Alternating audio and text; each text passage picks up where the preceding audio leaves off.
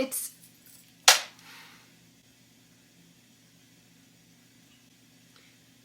hungry.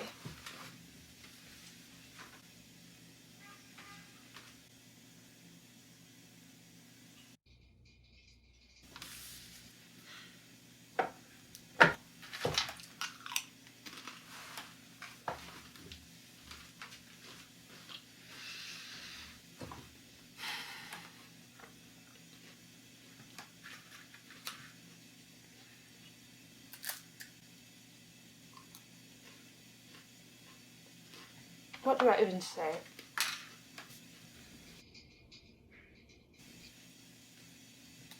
Little did I imagine, my dear mother, when I sent off my last letter, that the delightful perturbation of spirits I was in then would undergo so speedy, so melancholy, a reverse. I never can sufficiently regret that I wrote to you at all. Yet, who would have foreseen what has happened?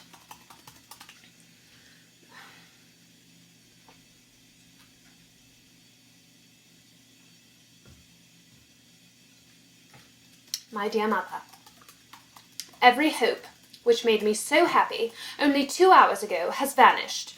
The quarrel between Lady Susan and Reginald is made up, and we are all as we were before.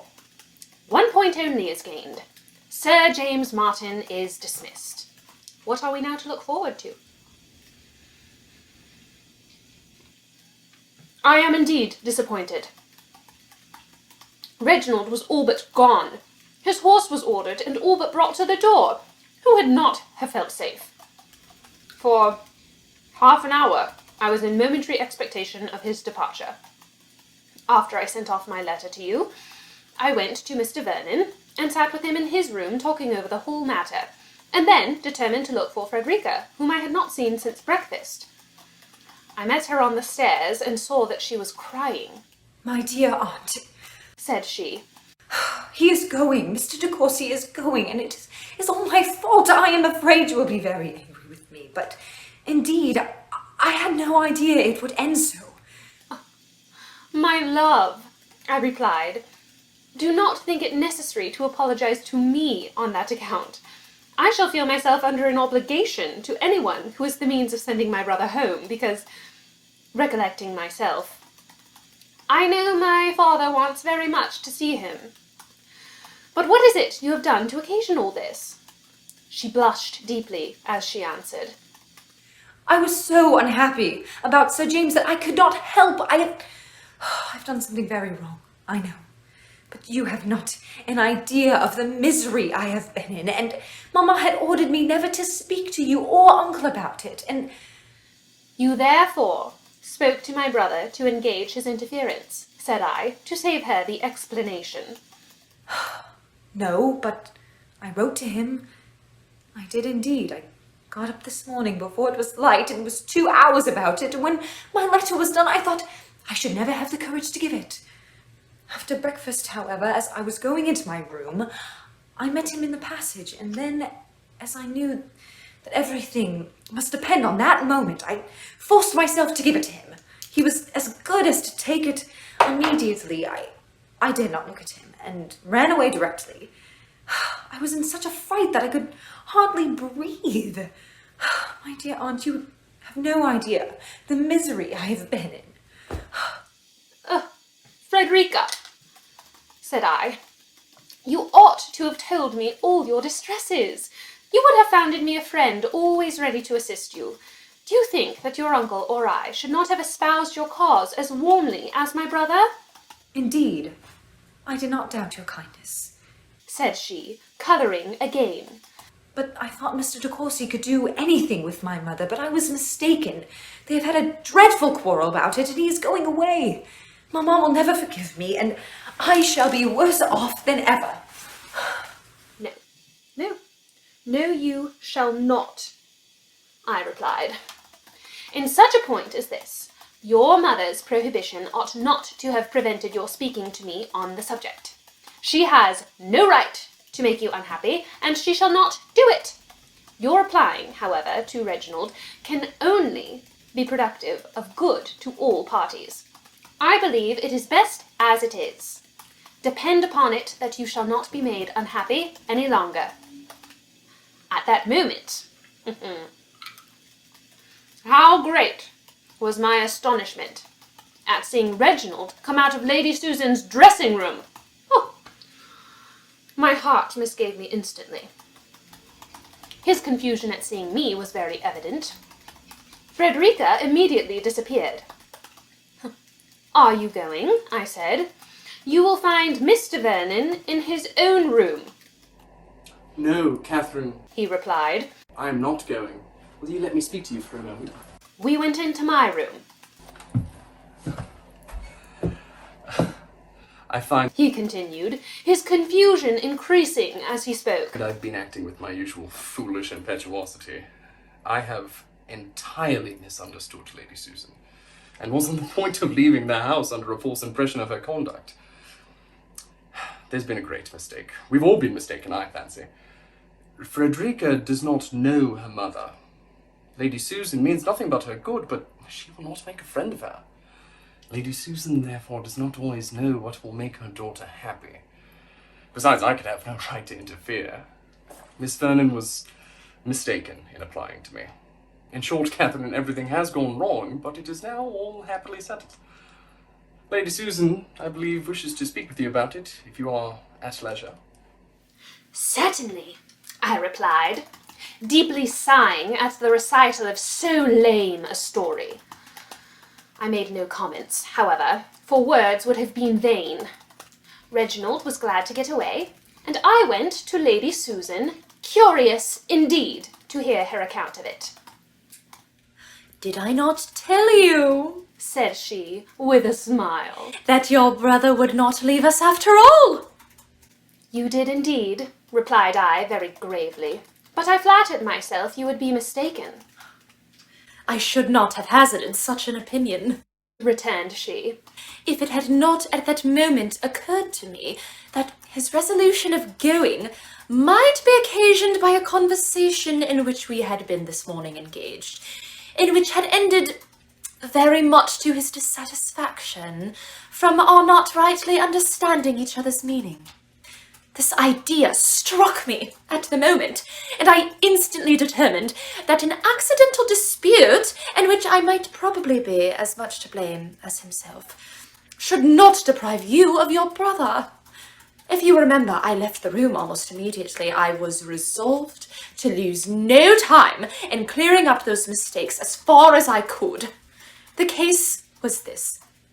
Frederica had set herself violently against marrying Sir James.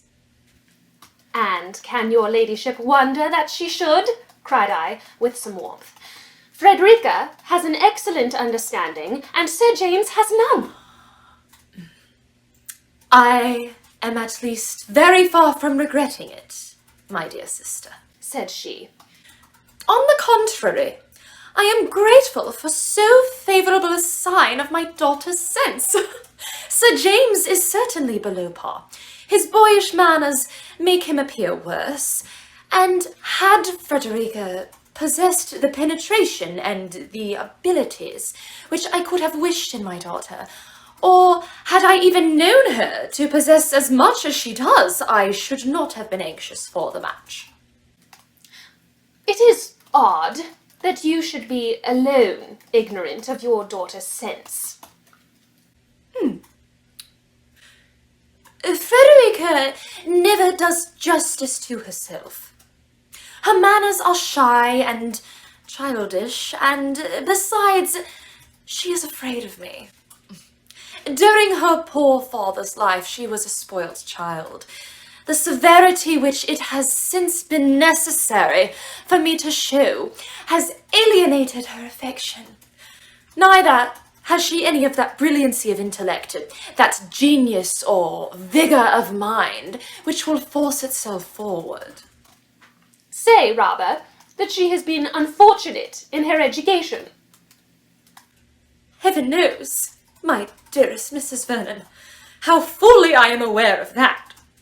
But I would wish to forget every circumstance that might throw blame on the memory of one whose name is so sacred with me. Here, she pretended to cry. I was quite out of patience with her. "But what," said I, "was your ladyship going to tell me about your disagreement with my brother?"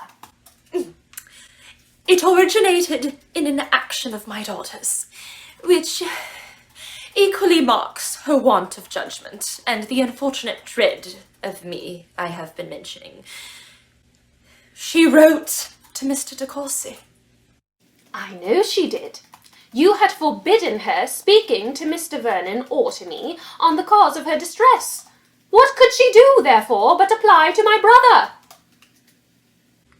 Good God! She exclaimed. What an opinion you must have of me! Can you possibly suppose that I was aware of her unhappiness? That it was my object to make my own child miserable? And that I had forbidden her speaking to you on the subject from a fear of your interrupting the diabolical scheme? Do you think me destitute of every honest, every natural feeling? Am I capable of consigning her to everlasting misery, whose welfare it is my first earthly duty to promote? The idea is horrible. What, then, was your intention when you insisted on her silence? Of what use, my dear sister, could be any application to you, however the affair might stand? Why should I subject you to entreaties which I refused to attend to myself? Neither for your sake, nor for hers, nor for my own, could such a thing be desirable. When my own resolution was taken, I could nor wish for the interference, however friendly, of another person. I was mistaken, it is true, but I believed myself right. But what was this mistake to which your ladyship so often alludes? From whence arose so astonishing a misconception of your daughter's feelings? Did you not know that she disliked Sir James? I knew that he was not absolutely the man she would have chosen, but I was persuaded that her objections to him did not arise from any perception of his deficiency. You must not question me, however, my dear sister, too minutely on this point, continued she, taking me affectionately by the hand. I honestly own that there is something to conceal. Frederica makes me very unhappy. Her replying to Mr. de Courcy hurt me particularly. What is it you mean to infer, said I, by this appearance of mystery? If you think your daughter is at all attached to Reginald, her objecting to Sir James could not less deserve to be attended to than if the cause of her objecting had been a consciousness of his folly. And why should your ladyship, at any rate, quarrel with my brother for an interference which, you must know, it is not in his nature to refuse when urged in such a manner? His disposition, you know, is warm, and he came to expostulate with me, his compassion all alive for this ill-used girl, this heroine in distress. We misunderstood each other. He believed me more to blame than I really was, and I considered his interference less excusable than I now find it. I have a real regard for him, and was beyond expression mortified to find it, as I thought, so ill bestowed. We were both warm, and of course both to blame. His resolution of leaving Churchill is consistent with his general eagerness. When I understood his intention, however, and at the same time began to think that we had been perhaps equally mistaken in each other's meaning, I resolved to have an explanation before it was too late. For any member of your family, I must always feel a degree of affection, and I own it would have sensibly hurt me if my acquaintance with Mr. de Courcy had ended so gloomily. I have now only to say further that as I am convinced of Frederica's having a reasonable dislike to Sir James, I shall instantly inform him that he must give up all hope of her. I reproach myself for having even though innocently, made her unhappy on that score, she shall have all the retribution in my power to make.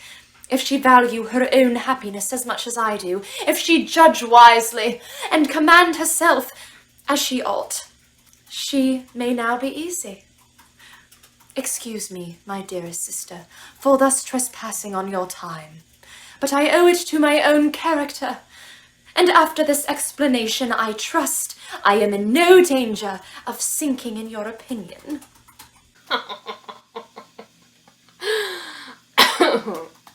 I could have said, "Not much indeed," but I left her almost in silence. It was the greatest stretch of forbearance I could practice. I could not have stopped myself had I begun. Her assurance, her deceit, but I will not allow myself to dwell on them. They will strike you sufficiently. My heart sickens within me. As soon as I was tolerably composed, I returned to the parlour. Sir James's carriage was at the door, and he, merry as usual, soon afterwards took his leave. Oh, how easily does her ladyship encourage or dismiss a lover!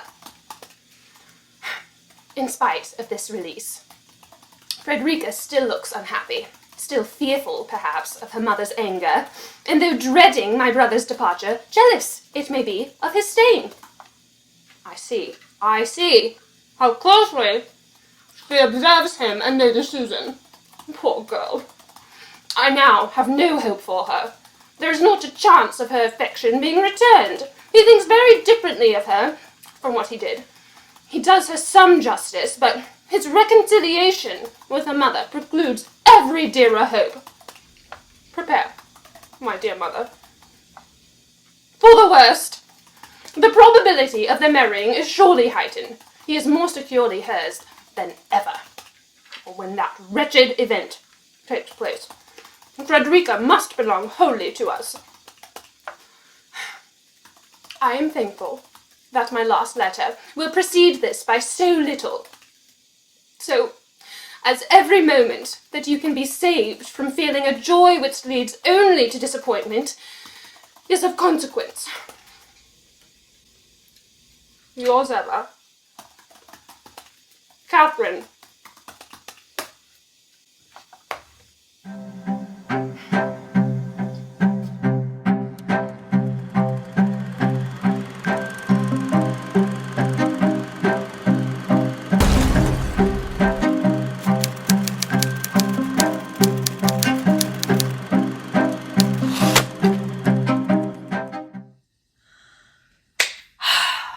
My God, Susan, you're so good. That look on her face, can you? Alicia. I call on you, dear Alicia, for congratulations. I am my own self, gay and triumphant. When I wrote to you the other day, I was in truth in high irritation, and with ample cause. Nay, I know not whether I ought to be quite tranquil now, for I have had more trouble in restoring peace than I ever intended to submit to. A spirit, too, resulting from a fancied sense of superior integrity, which is peculiarly insolent. I shall not easily forgive him, I assure you. He was actually on the point of leaving Churchill. Can you believe? I had scarcely concluded my last when Wilson brought me word of it.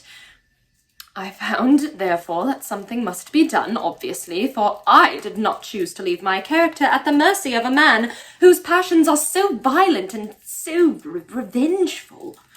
It would have been trifling with my reputation to allow of his departing with such an impression in my disfavour. In this light, condescension was necessary. I sent Wilson to say that I desired to speak with him before he went, and he came immediately. The angry emotions which had marked every feature when we last parted were already partially subdued. He seemed astonished at the summons, and looked as if half wishing and half fearing to be softened by what I might say. If my countenance expressed what I aimed at, it was composed and dignified. and yet with a degree of pensiveness which might convince him that I was not quite happy. I beg your pardon, sir, for the liberty I have taken in sending for you, said I. But as I have just learnt your intention of leaving this place today, I feel it my duty to entreat that you will not on my account shorten your visit here even an hour. I am perfectly aware that after what has passed between us, it would ill suit the feelings of either to remain longer in the same house. So very great, it's so total a change from the intimacy of friendship must render any future intercourse the severest punishment. And your resolution of quitting Churchill is undoubtedly in unison with our situation and with those lively feelings which I know you to possess. But at the same time, it is not for me to suffer such a sacrifice as it must be to leave relations to whom you are so much attached and are so dear. My remaining here cannot give that pleasure to Mr. and Mrs. Vernon which your society must, and my visit has already perhaps been too long. My removal, therefore, which must at any rate take place soon, may with perfect convenience be hastened, and I make it my particular request that I may not in any way be instrumental in separating a family so affectionately attached to each other. Where I go is of no consequence to anyone, of very little even to myself, but you are of importance to all your connections. Here I concluded, and I hope you will be satisfied with my speech. Its effect on Reginald justifies some portion of vanity, for it was no less favourable than instantaneous. I'm just that good. Well, there is something so agreeable in feelings so easily worked on. To see the struggle between returning tenderness and the remains of displeasure. Not that I envy him their possession, nor would for the world have such myself, but they are very convenient when one wishes to influence the passions of another, and yet this, Reginald, I mean, very few words from me softened at once into the utmost submission, and rendered more traceable, more attached, more devoted than ever, would have left me in the first angry swelling of his proud heart without deigning to seek an explanation. Wow. Humbled as he now is, I cannot forgive him such an instance of pride, and am doubtful whether I ought not to punish him by dismissing him at once, after this reconciliation, or by marrying and teasing him forever. But these measures are each too violent to be adopted without some deliberation. So, at present, my thoughts are fluctuating between various schemes. I have many things to compass. I must punish Frederica, and pretty severely too, for her application to Reginald. I must punish him for receiving it so favourably, and for the rest of his conduct. I must torment my sister-in-law for the insolent triumph of her look and manner since Sir James has been dismissed, for in reconciling Reginald to me I was not able to save that ill-fated young man. And I must make myself amends for the humiliation to which I have stooped within these last few days, my word. To effect all this I have various plans. Oh, I have also an idea of being soon in town, and whatever may be my determination as to the rest, I shall probably put that project in execution, for London will always be the fairest field of action, however my views may be directed, and at any rate I shall there be rewarded by your society and a little dissipation for a 10 weeks' penance here at Churchill. I believe I owe it to my character to complete the match between my daughter and Sir James after having so long intended it. Let me know your opinion on this point. Flexibility of mind, a disposition easily biased by others, is an attribute which you know I am not very desirous of obtaining. Nor has Frederica any claim to the indulgence of her notions at the expense of her mother's inclinations. Her idle love for Reginald, too. God, it is surely my duty to discourage such romantic nonsense, right? All things considered, therefore, it seems incumbent on me to take her to town and marry her immediately to Sir James. When my own will is affected contrary to his, I shall have some credit in being on good terms with Reginald, I suppose, which at present, in fact, I have not, for though he is still in my power, make no mistake, I have given up the very article by which our quarrel was produced, and at best the honour of victory is doubtful. Send me your opinion on all these matters, my dear Alicia, and let me know whether you can get lodgings to suit me within a short distance of you. Your most attached, Lady Susan. That was a lot. All right.